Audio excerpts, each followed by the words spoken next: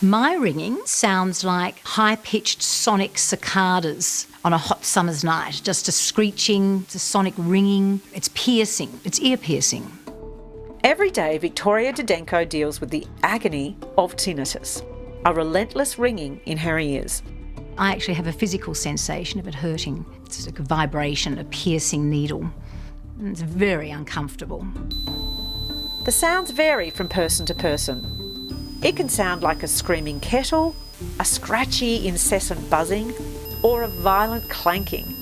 Whatever the noise, for the sufferer, it's torturous.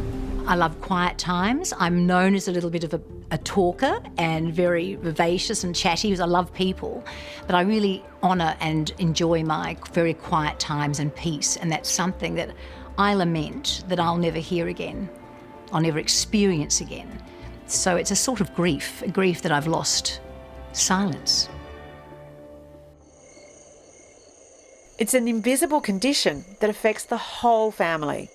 Victoria sleeps with a noise machine by the bed that drowns out the ringing in her head. I'm sure it's impacted the relationship with my husband. He's an incredible strength, rock and support. My children, I had to tell them. They just were treating me as though I was just normal mum, but inside I was imploding because I had these noises screaming in my head. And people think, well, you look all right. You're happy, you're having a glass of wine, you're shopping, you're going out, you're functioning.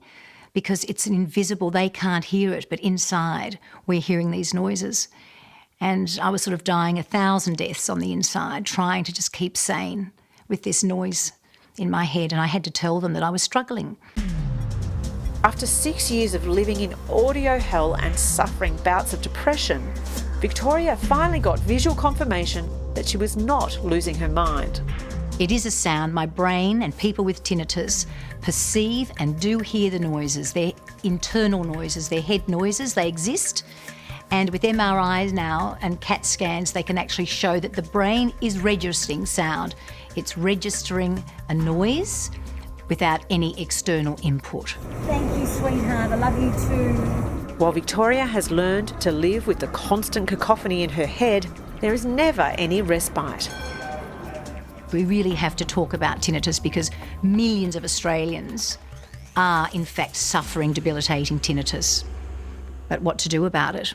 That's the next question.